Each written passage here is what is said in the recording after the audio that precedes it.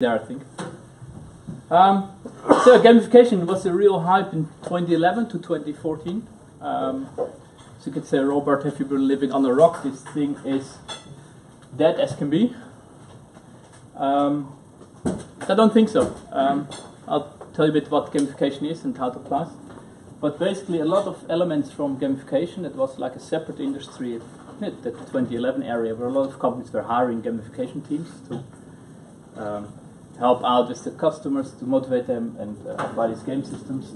Actually, those designers turned from gamification designers turned into UX designers. So a lot of practices at that time, being novel, are now best practices in our own process as well. But I think it's good to take a step back and look at the basics of what gamification actually is.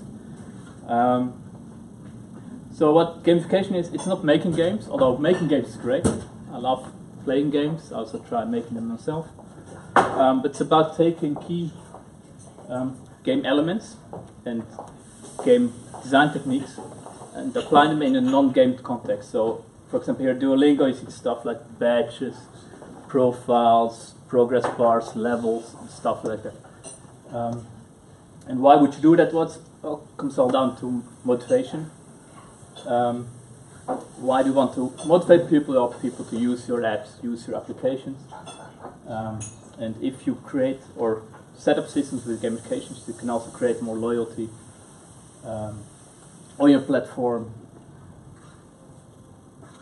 So what is then motivation? This first thing I was talking about. If you look at Wikipedia, well, it's a reason or reasons for acting or behaving in a particular way. It's basically a reason why you want to do something. And there's different ways of motivation or different types of motivation. We've got intrinsic motivation, which comes from because you want to do it yourself. You see this a lot in little children when they start learning. They want to start talking, they want to start walking. They just try it out and actually learn that way. But also in our level, it's like when you got a new project, you look really forward. This is a nice new project, colleagues, the challenge is right. There's a lot of intrinsic motivation going on. So there's different reasons in that side. The other side is the extrinsic motivation.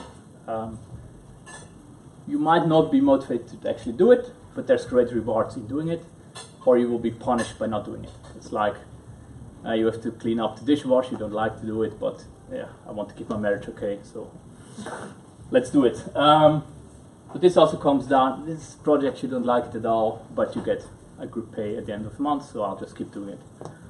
So this is why would I do something, and this is quite important because this gives me a really good feeling. I want to do it myself, and this is what you want to stimulate as much as possible. This is where it can help. You can give triggers for people to do stuff, but only works up to a certain level. This is self-enrichment. This is external motivation. So that's the types, and how are you actually motivated as a person? Comes down to psychology quite a bit. We like rewards, so that intrinsic part, for example. It's like, give me cash, I like to do it. Can also be you've done something. It's also kind of a reward. Progress, as humans who want to develop, go on, evolve. So that can also be a huge motivator to actually do something, because I see for myself I can grow in it. Competition, yeah, it's really about being a normal person. You like competition, and the closer it is, the stronger it is. As in, I would say I'm not competing with my brothers, but actually I am a lot. What I'm achieving or they're achieving, also with colleagues, even though I'm still comparing myself to a lot of people, saying, okay, where am I in this ladder? Recognition status, that's what we really love. I just told you, well done. I've done that, that's great. This is what you see a lot with stuff like Facebook, where people just put out stuff and show how great they are. That's why these social platforms work a lot. Altruism is about helping other people. It's also part of who we are. We like to help other people. It can also be that you envision a greater goal, a greater good like Wikipedia, where people just spend a lot of time just adding pages. This is the reason, because they think they could contribute to a bigger goal, a higher goal that's bigger than myself. If you take the games, this is saving the princess. It's like the higher goal that you work on. One not listed here, but it's really important, so fear of missing out. I'm really motivated to do stuff. If someone else gets benefits, I might not get that. Postcard Loterij, my neighbors might win this huge prize. I better sign up as well. Booking.com, only 2 places left, 3 minutes. I better now book that stuff. But most important, it should be fun, what you're doing. That's a huge motivation trigger. There's a lot of stuff that makes fun. It's like winning, solving stuff, surprises are really important. All this stuff actually triggers in your mind a hormone called dopamine, and dopamine has this effect on you. It just makes you feel good, and you see that when you're sporting or working out, you feel good about it. It's actually because these hormones release in your brain. And surprise, I just pointed out, does exactly this. If you're surprised, gives a little shock, dopamine is released, and actually gives you a good feeling afterwards. So you see, but let's take a step back. Gamification, it's that game element. What are games and why do we do games? As humans, we've always played games. Ancient history, it was about competing, running. You'll see the Olympic Games. Board games against yourself. It's always been part of who we are and what we do. It's also got these huge cultural games with traditions where don't know where it is, but it's about building towers as high as you can, and then this group tries, and it's a competing part that I really like. The board games, but in the 70s, I think, you saw the rise of the arcade games, and this is where gamification looks at and actually takes elements from like levels, high scores, and reaching these really early games that you have a score, and when it's a score, already motivation for me to beat that score. More day. The arcade games, most game ever played, most popular game ever, Solitaire. Yeah. But you got it for free. You see more like the PC games and the multiplayer kind of games where the competing part becomes more and more important. Shooters where just online shooters, you see your score, you see right to the next score, and you're trying to be on top. Like the social games that we nowadays play a lot. These are Boom Beaches and all the example, but I just put it there because you really see the kind of the main game elements there quite clearly. Games. Not games, we're talking about gamification. And what gamification does, it says, okay, you've got this pyramid and every game is built up in a certain system. You've got dynamics, you've got mechanics, and you've got components. And if you look at the dynamics, it's like kind of the narrative behind the entire game. So it's a scene, it can also be the visual style of the entire thing. It's like placing your Link, you're in Zelda, you're in this world, you have to save the princess, I don't know if it's saving Princess Zelda. Yeah? It's more the background, then you've got more concrete elements like the game mechanics. We introduce chance, you can roll dice, for example. A really important one here is the feedback. As soon as you do something, get something back. That's really the motivational loops that I'll show you later. But I'm here to get a resource, for example, can be a core element.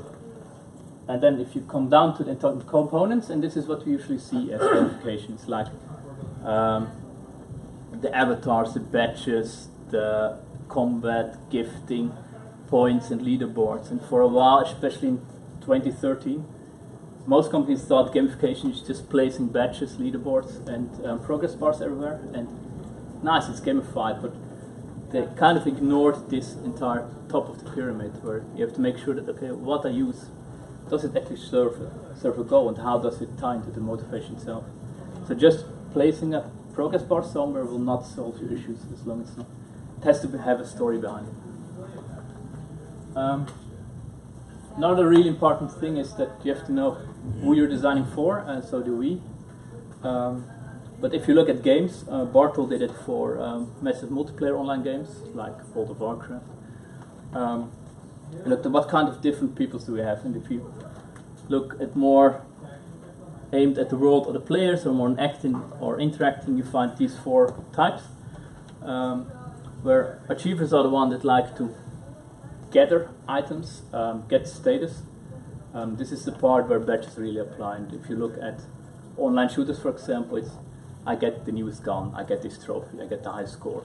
Those are achievers. You've got explorers, it's about exploring an area. You've got a lot of games where it's just open world. I like to run around, I like to explore the area. I want to find all those hidden little secrets. It's about 10% of people as well. The biggest group are socializers. Think of all the kind of Facebook games, Zynga games. The examples I showed you above, the Boom Beach and Farmville and whatever. It's about playing the game, but also helping others out. This is where like the friend system really has an impact on these kind of players. And you've got the killers. It's the smallest group. These are like the ones that really want to always be on top of everywhere. If you look at online games, it's the people who like the PvP part, killing other players, being better than the other players. And these are the people that want to be on top of the scoreboard. For these people it's fine, okay, I want to be somewhere as long as I'm close to my friends. These want to be the best in the world in what they do. 1% because they can only be a small part, best in what they do.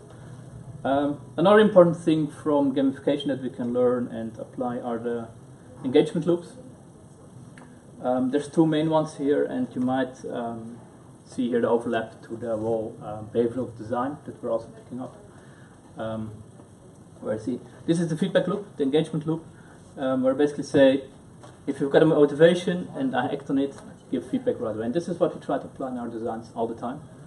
But in 2011 this was actually quite new, where I said, okay, games give instant feedback on what I do. I press a button, I get feedback, and that really works well to build up motivation again. So I want to send my email out, I set it up, and I get this high five from a monkey.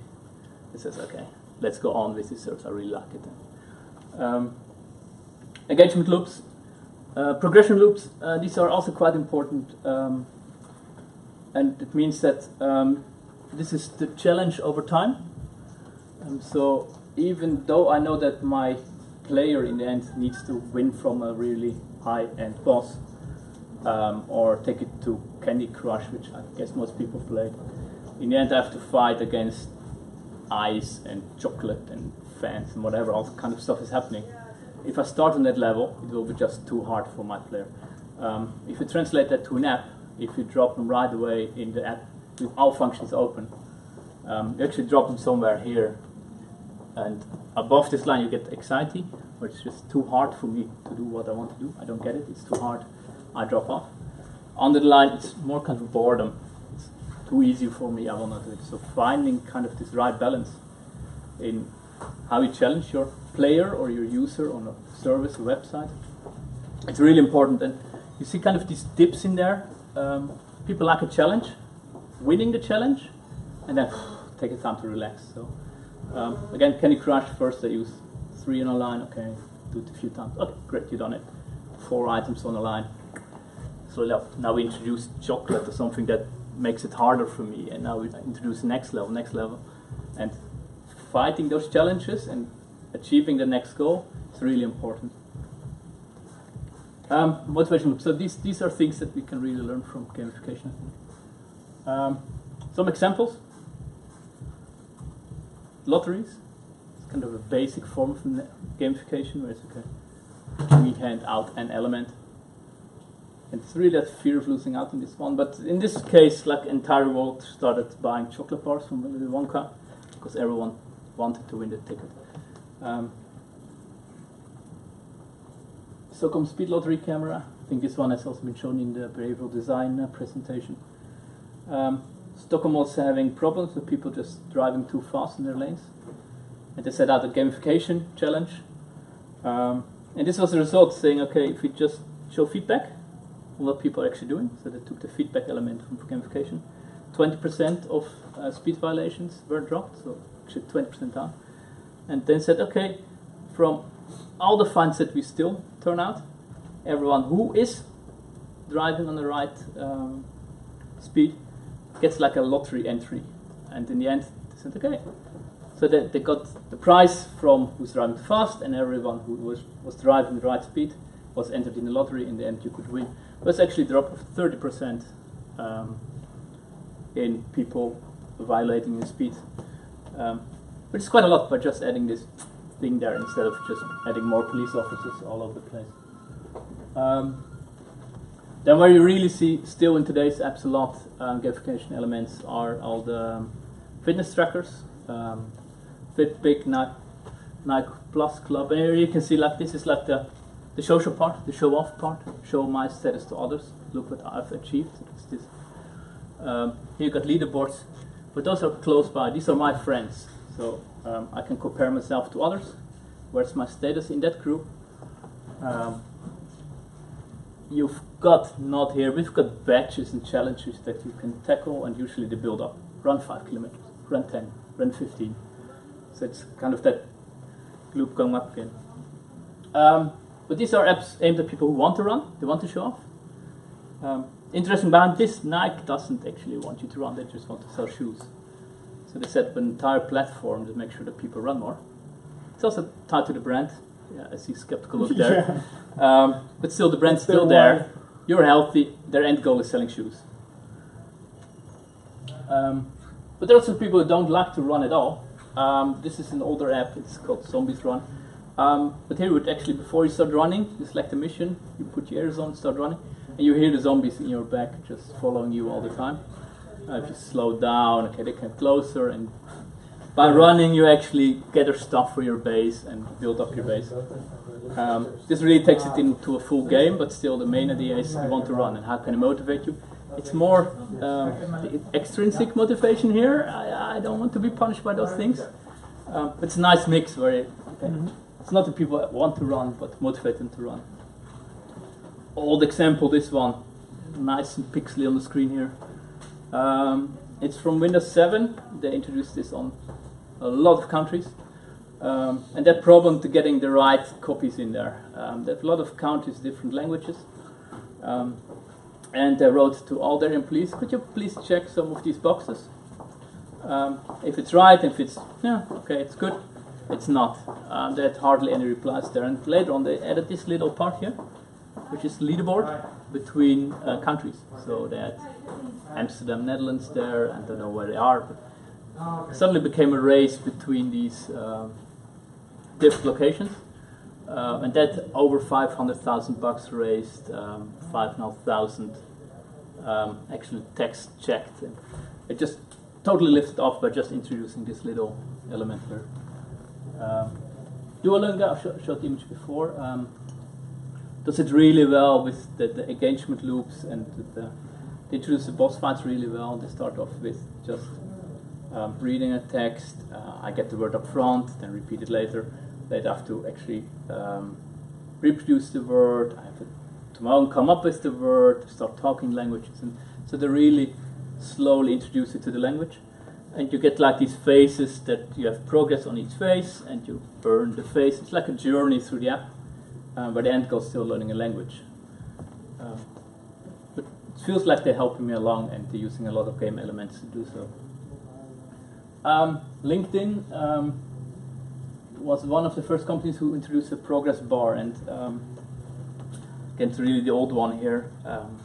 But what they do, they slapped the progress bar in the profile creation, and they saw that 60% more people started actually completing their profile than before they introduced the bar. This is just a small game element. What really annoys me that the thing is not full. They give you kind of feedback or upfront, if you do this next thing, you get more points, go to the next level, which were huge numbers. 60% is a lot for profile creation. They also have other stuff later on that came with the skills and endorsements. It's like also a small game where, okay, you want to have more of those things. How do we get them? I give them to other people, I get them back, and they really create a community that way. It's quite a boring service in the end. Also stuff like making it really visible, how much people are watching your profile. Also, I see these numbers, I want them higher, last week is lower now, and it becomes kind of this gamified experience. So it doesn't have to be colors and progress bars and everything, just small elements as well. Stack Overflow does it really well. Stack Overflow is a development forum. This is where you go as a developer with a question. So the goal of Stack Overflow is answer those questions in the best way. And what they did is that if you pose a question like this one, which is quite a complex one, it's about arrays, they're smarter than faster than other ones, and want to have quality answers. That's why the forum is there. If you look actually at the answer given here, you see that someone took the time to actually write quite a story there to explain why this is happening and what the solution is. And that can be that people just take the time to do so, but they really try to motivate people to do so, because if you look at the guy who gave the answer, Mystical, or I'll go back to this one, is G-Man Nick G. You can see that he actually gave almost 1,400 answers. He's asked some questions. He's had a reach, and these kind of profiles that they create with people. It's its status within the group. This guy, when was he last seen here? 11 hours ago, so he's quite active. 9 years already here, and he's got a lot of points, which is nice. He's got reputation. He's like the big dog on this platform already. What they also did, he got the gold CC plus C# badge, and it's not only a badge; it's a badge of value, because he means within the form itself, he can reopen stuff and mark duplicates. So he gets some admin rights along with having good answers, and that works really well for Stack Overflow, because they got people with questions, they got quality answers, because how you get actual points is that people can upvote your answer. It's a good answer. You get some points for providing the right answer. So they get better answers on the platform. The people who invest in good answers are probably the people who also already invested in the platform. So giving them some extra rights means they have less moderating to do. So this is quite a self-maintaining platform by just introducing a few of those key elements. Back to the keynote. So yeah, gamification is hard, because just slapping some elements in there will not help. From this smart, quick intro, I cannot give you all the tips. However, if you want to do or apply some gamification, small stuff, always ask the question, why am I doing this? What's the goal behind the system? Why am I trying to set up the system? Think of your player. Who is it for? Is it for this killer type or more the social type? And based on that, see what elements I can best use to trigger their motivation. Look at progression loops and engagement loops. Okay, try to bring in those challenges, make your onboarding clear. And some more practical tips. If you have a leaderboard, and I just started the game, and number 1 is on 300 million points, I've done my whatever for an hour, and I've got 20 points, then the leaderboard makes no sense to me at all. It's so far out of reach, it makes no sense. If I've got a leaderboard with my with a small group together, we went to Vegas together with the app Wie betaalt wat. That's just about entering what you paid. It's a real small leaderboard. It's the people you're actually traveling with that you're comparing against. It's really close. It worked really well. It worked really well, because actually on the last few days we were asking each other, can I please pay this? Yeah, I want to pay this. I don't want to be that far. Yeah, I was in the red numbers, and you had a lot of surplus. And can I please pay this one to get myself out of the red numbers? And it's insane that just from an app you start asking, can I pay something as a Dutch guy? And that's what the right application of leaderboards can do. The value for badges. So don't give me a badge for yes, you've clicked 10 minutes on my website. Here's a badge. It doesn't make sense at all to give that one out. But if you tie to accomplishments that I'm really proud of, like I'm running, I've reached this 5-kilometer goal, which was really a goal of mine, then it makes sense to get a badge or reward for it. Keep surprising. As in, if I give rewards, always, I exactly know when I get a reward. That whole dopamine shot thing will not work anymore. Because I expect the reward and I will not be surprised. And if actually it works counter, if I don't get my reward at that point, I'm really disappointed in the service. I might even turn away from it. But if it's really random when I get my surprise, I am surprised and I get these little shots. And I never start a progress bar in 0%. if you have a progress, always make sure that your player or user already starts with something. And this nice little example there is this from a car wash company, and they tried like these loyalty cards. So every time you went there, you get a stamp, and after 8 stamps, you get a free car wash. And they tried it out with an empty card. First car wash, get 1 stamp, or a card where you need 10, but you still need to fill in 8. You get 2 for free. They actually saw that for that second card, they were twice as likely to actually finish the card and redeem the offer. So it means that people were way more going to the car wash with the second card, or at least using the card when they were using it. And also they onboarded way easier and faster into their service. Other studies have also tried this out and also see that customer engagement, or going from a visiting customer to actually paying customer, was about 4 weeks, 3 weeks, kind of that range where. So having already invested in something, I'm in the sign-up flow and I've entered my message, and now I saw the progress bar that's already in 20%. So great, you've already done something. It's really motivational. I've invested in a thing and I want to complete it. Opposed to, okay, I've not invested it, it's in my face, you've done nothing yet, you're both nothing yet. Facebook. At the beginning, had the message when you just started, you signed up, you had this entire flow, and then the message said, 0%. You have no friends. Yeah. Sucks as well, right? So these are some quick intro in what gamification was. So we don't see it really as a knowledge area anymore. I really see it as we've adopted a lot of this stuff actually into a workflow. But if you have apps like Pickup 10, where you think, okay, it might make sense to create a community feel and compare people to each other and try to boost motivation in that. There's a lot to learn on the topic itself. I can just give some hands-on tips.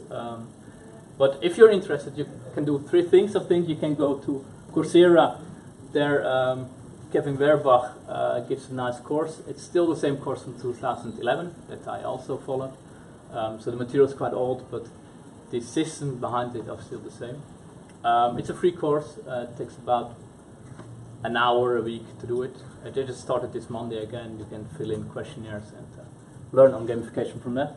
Another thing is that, I don't know how to pronounce it now, Yu Kai Chiao took the motivational parts that I showed before, and mapped them, and he added some more features to it, and he calls it the octalysis. We've seen this guy actually talking some time ago. I remember that. And he's mapped all these areas, so they said ownership and what kind of elements can you actually use if you want to stimulate ownership. And the third thing you can do, of course, is go to the Behavioral Design Guild that we have, talk to Leonie, because a lot of this part overlaps strongly with the behavioral design that we're trying to achieve. It's all about building motivation, engaging people with your service, and creating loyalty with your service. So that's kind of the tips I can give at this point. I hope it was not too much dropped on you, but thanks for your attention. Any questions? Yeah. Is it not also that you always want users to have like intrinsic motivation instead of extrinsic? So you always need to find a way to like get them from extrinsic to intrinsic, because if you keep them from external motivation, then it's never a long-term process. They're never going to be long-term engaged, right? Yeah. Well, because I don't know if everyone can hear the question. I hope so. Sorry. It's about the intrinsic versus intrinsic, and that extrinsic works only for a certain time. Yes, and you see that actually a lot of the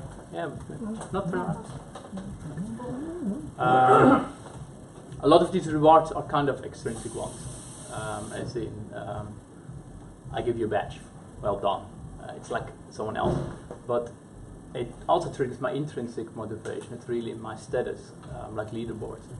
So what gamification does is kind of take these elements and really puts it in your face, as in, okay, makes it really visible for you. But you're totally right. Extrinsic motivation, I would not suggest to fully build on that. You always want to get people into their intrinsic motivation, because then things are really fun and motivational. And I think as well within companies it's very helpful to have people who do what they want to do and enjoy doing instead of just being there because they get a lot of money. Works for a time, but in the end people don't get happy from that. Yeah. Right. Anything else? There are questions from Rotterdam. Yes. Matthijs asked, what is the relation between gamification and behavioral design? We asked it at the beginning of your lunch lecture. Yeah, I think there's a huge overlap. As in behavioral design looks at how can we, if you look at the basic of all these things, the basis is all looking at motivation. How are we motivated? So this is also the basis of behavioral design. And they may call it different, and but this is how people work. This is how we're motivated. And gamification just takes things from games and puts it in your face, like I said before. And behavioral design looks actually a bit broader and higher at actually your entire service and how you facilitate that one. Also, I'm a sucker with names, but if you look at the motivation is behavioral, I need some behavior and the trigger and everything, that model from Frog. from Frog, right? Frog's model, BMAT. Is met. There's a lot of overlap with this one, for example, where there's you need the ability to do it, and you need an action at the right moment to actually do that. And these kind of gamification elements can be one of those triggers. So I think gamification can really help on the whole behavioral design part, but it surely is not the same thing. It tries to solve the same issue. Is there a point where gamification can be, how do you say, inappropriate? Like in hospitals? Yes, there's examples where in hospitals, the cleaning ladies, they introduce leaderboards there to see who could clean the most rooms in a certain time, and that was quite a pressure on the team actually, because they started competing against each other, and the quality of work actually went down because they wanted to just clean as much rooms as possible. A lot of people got demotivated by their work, lost their intrinsic motivation to actually do that work because it was just this leaderboard hanging there, made them insecure. My boss is now seeing my score. How does that work? Yeah. So yes, there are a lot of examples of bad gamification, and it's really tied to not thinking about this part and the actual motivation part, and just saying we use badges, leaderboards, and points, slap those in their face. And that will not work. It will be again demotivation actually. Yeah, I'm just thinking in the US, McDonald's has the monopoly stickers, or that's here too, but then people are just buying more junk food to win. Yeah, if you follow this course from Verbach. Yeah, but from the McDonald's point of view, they're making money, yes. Yeah, if you follow this course by Verbach, one of his weeks is actually dedicated to the whole, is it ethical to do, is it the right thing to do, and when should you do it and when not? So if that's stuff you're interested in, I would really advise you to go in that course. Okay. You can just sign up and watch all weeks and just click through videos. But yes, because you're kind of manipulating people to do stuff that you want and make them think that they want it. So yeah, there's a lot of bad examples as well. Like you said, it's an ethical thing. Yeah. That's the same thing, for instance, that was in the news a couple of days ago that Shell, they made this movie about redestroying the earth and stuff like that. But that's like on the front side, and on the back side they're like polluting loads of stuff, and it's just for show mostly. There's also one more question from Jimmy. Okay. Are there any examples of projects where we've applied it? Yeah, I think take 10, pick up 10 is one of the main examples.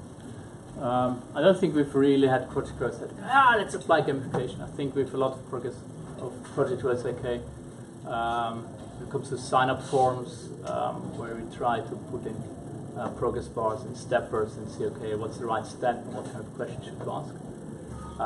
From top of mind, I don't think we've had much where you actually level or long overboard people.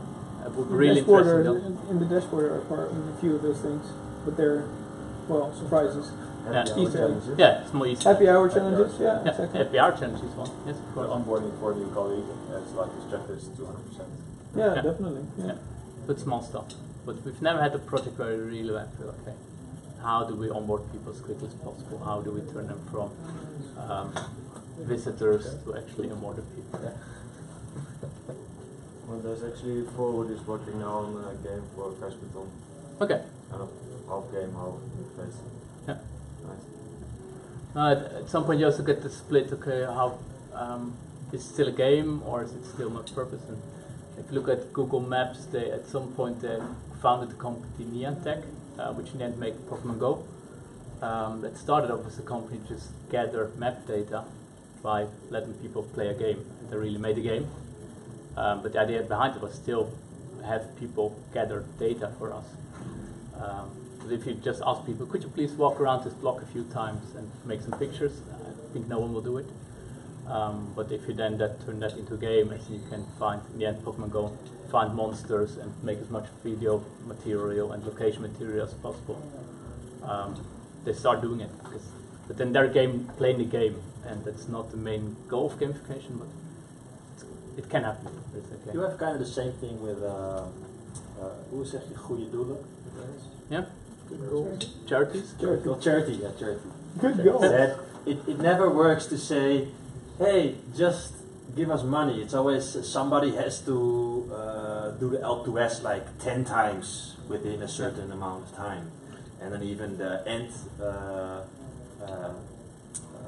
amount of money, it's all has to do with how fast he is or whatever. Or the glazen huis from 3FM is a real good example.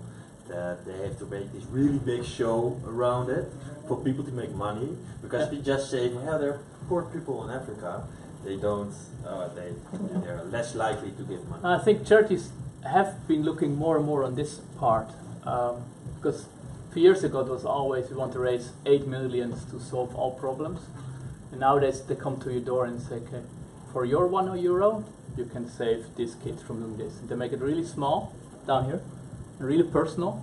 So my euro actually makes sense to me now to donate it, because I get the feeling that I really helped something. I've really been part of the greater good. And if you say, okay, I want to raise 4 million, and I'm like, yeah, but my euro won't make sense, so I might not do it. So that's a really nice example where you look at these progression loops. It's okay, point at the right angle there. And then you can try to raise it. You gave me €100, just try 5, 10, whatever, but make the goal really visible to you and small. Yeah, you have to make it doable. Exactly. Yeah. Thanks a lot.